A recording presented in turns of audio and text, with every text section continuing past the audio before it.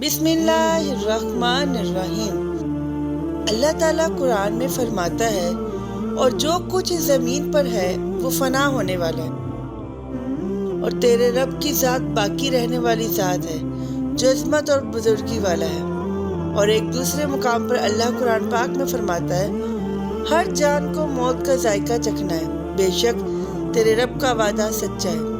प्यारे दोस्तों, आपने इंसानों को मरते हुए तो देखा होगा कि उनको मौत कैसे आती है और उनकी रूह कैसे निकलती है। बाद इंसानों को नज़ा के वक्त इंतहाई तकलीफ के मराहल से गुजरना पड़ता है, और बाद इंसानों की रूह ऐसे कब्ज कर ली जाती है जैसे कि दूध में से मक्खी निकाल दी जाए। लेकिन क्या आप जानते हैं जानवरों को मौत कैसे आती है? प्यारे दोस्तों, आज की इस वीडियो में हम आपको बताएंगे कि जानवरों को मौत कैसे आती है और जानवरों की रूह कौन सा फरिश्ता कब्ज करता है। मुल्कुल मौत या कोई और फरिश्ता, क्या जानवरों को भी मौत के वक्त नज़ा की शक्तियाँ महसूस होती हैं?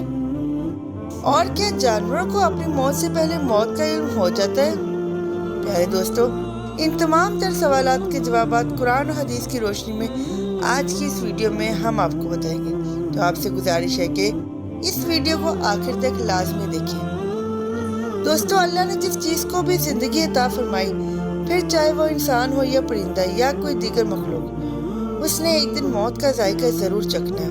जिस तरह इंसानों को वक्त मुकर्रर पर मौत आती है, उस तरह जानवरों को भी मुकर्रर वक्त पर मौत आती है। आपने कभी गौर किया होगा कि हमारे माशरे में इर्द गिर्द बहुत सारे जानवर, परिंदे और दीगर मखलूकात रहती हैं, लेकिन जब कोई जानवर मरता है तो हमें सिर्फ उन जानवरों की लाशें नजर आती हैं। जो जानवर हादसाती तौर पर मरते हैं, जैसा कि रोड एक्सीडेंट में मरते हैं, या फिर वो जानवर जिनको कैद में रखा गया हो, या फिर वो जानवर जिनका शिकार किया गया हो, ऐसे जानवरों की लाशें तो हमें नजर आती हैं। लेकिन जो जानवर अपनी जिंदगी का वक्त पूरा होने की वजह से तबई मौत मरते हैं, उनकी लाशें हमें नजर नहीं आती। इसलिए आपने कभी तबई मौत मरने वाले जानवर की रूह निकलने का मंजर नहीं देखा होगा। रवायात में आता है, एक शख्स इमाम जाफर रजी अल्लाह ताला अन्हु की खिदमत में हाजिर हुआ और अर्ज करने लगा, जो जानवर, परिंदे, कीड़े मकोड़े तबई मौत मरते हैं, उनकी लाशें हमें क्यों नजर नहीं आती? वो कहाँ पर चली जाती हैं?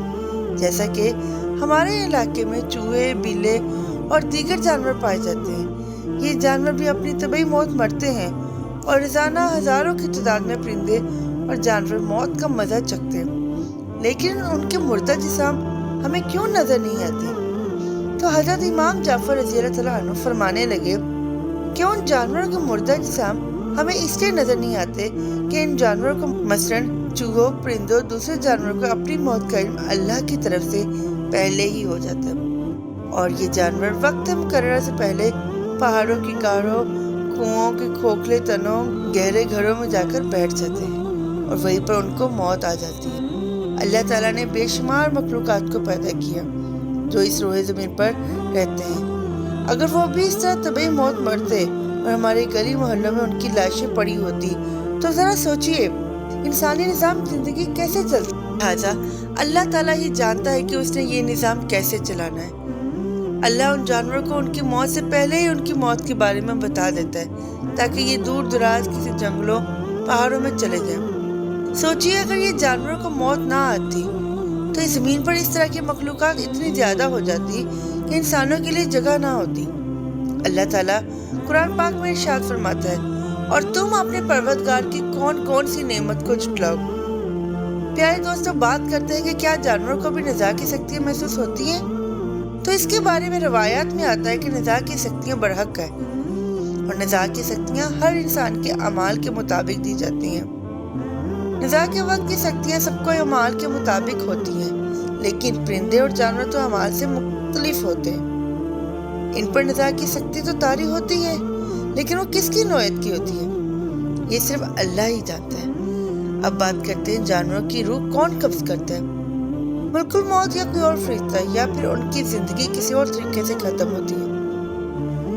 तो उसके मुतालिक मुख्तलिफ रवायात मिलती हैं। एक रवायत के मुताबिक जानवरों, परिंदों और दरख्तों की जिंदगी एक तस्बीह में होती है। ये अपनी पूरी जिंदगी अल्लाह की तस्बीह बयान करते हैं और अल्लाह की हम्द व सना करते हैं, جب وہ تسبیح ختم ہو جاتی ہے تو ان کو موت آ جاتی ہے اور ان کی روح قبض ہو جاتی ہے، لہٰذا ملک الموت ان کی روح قبض نہیں کرتے۔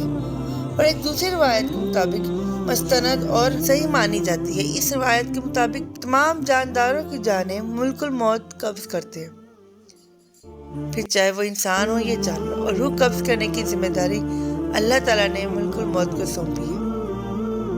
جس طرح انسانوں کے مرنے پر ان کے عزیز و اقارب روتے ہیں، سوگ مناتے ہیں، اس طرح جانوروں کے مرنے پر بھی اس کے عزیز و اقارب سوگ مناتے ہیں۔ اللہ سے دعا ہے کہ اللہ تعالیٰ ہمیں نیک اعمال کرنے کی توفیق عطا فرمائے، آمین۔